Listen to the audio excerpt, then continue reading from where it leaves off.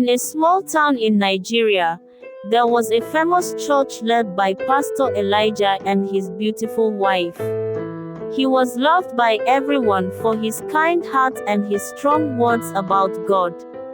Every Sunday, Pastor Elijah would stand on the altar, talking to the people about living a good and pure life.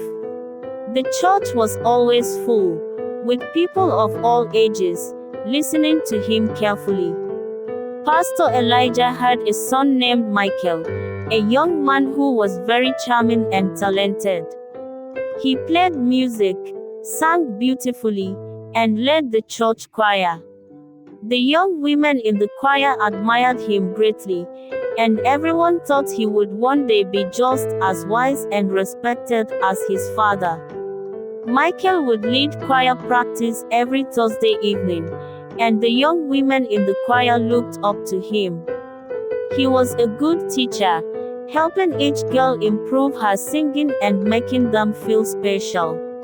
Slowly, some of the girls began to like him as more than just a choir leader, and Michael started to notice their attention. Even though he knew he should keep things proper, he let his feelings get the best of him.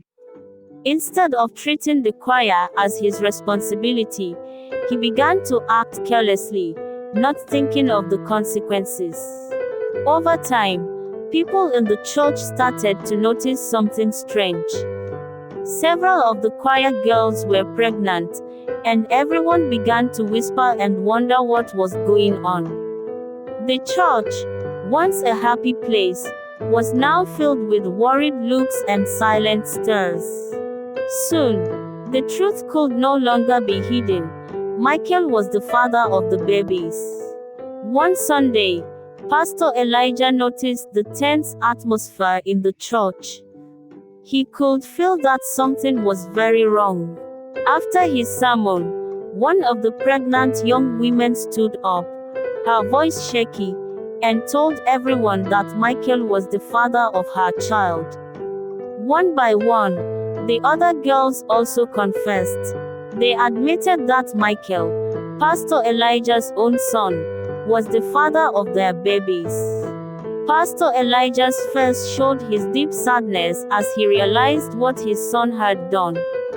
The pastor called Michael up to the altar. Michael, filled with shame, walked up with his head down, unable to meet his father's eyes. The congregation, who had once admired him, now looked at him with disappointment. Pastor Elijah asked his son, "Why, my son? Why did you bring this shame on yourself and on our church?" Michael muttered a quiet apology, admitting he had done wrong and had failed to resist temptation. But he knew his apology couldn't fix the damage. Everyone could feel the weight of his words, but they also knew that some things could not be easily forgiven. Then, Pastor Elijah did something unexpected. Though he felt hurt and betrayed, he reminded everyone about forgiveness. He told them that everyone makes mistakes and that even when we fail, we can learn from our errors. With sadness in his voice, he forgave Michael in front of everyone, praying that his son would find a way to be a better person. He also prayed for the young women, asking the congregation to support them and help them heal. The people in the church were unsure at first, but many were moved by Pastor Elijah's words. They saw his forgiveness as a sign of strength, even though they still felt the hurt of what had happened. Michael decided to step down from his role in the choir. He wanted to take time to rebuild himself and earn back the trust of the people he had disappointed. The church slowly began to heal, and the young women found comfort and acceptance, despite the hard journey ahead. Pastor Elijah continued to teach about the challenges of life and the importance of forgiveness. He helped his congregation become stronger by showing them that, even when mistakes are made, there is always a chance to heal and find a path back to goodness. Through forgiveness and the courage to face mistakes. As time went on, the story of Pastor Elijah, Michael, and the young women in the choir became a tale that taught powerful lessons in their community. Pastor Elijah continued to support the young women, doing all he could to help them feel welcomed in the church. He counseled them regularly, offering guidance and encouragement as they faced the challenges ahead. The church community, inspired by Pastor Elijah's forgiveness and compassion, gradually came to accept the young women and their unborn children. The pregnant women, with support from their families, Pastor Elijah, and members of the church, prepared for the arrival of their babies. When the time came, each child was born healthy, bringing a mix of joy and uncertainty.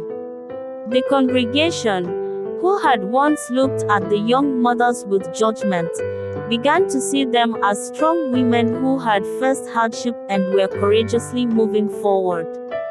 Pastor Elijah held a special blessing ceremony for each baby, welcoming them into the church family and offering prayers for their future.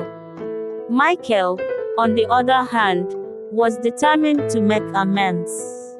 He worked to earn back the respect he had lost, taking on responsibilities around the church without seeking recognition. He decided not to marry any of the young women, recognizing that his actions had affected them deeply, and he did not want to force a solution that might bring more pain. Instead, he vowed to be present for each of his children and to support the young mothers however he could.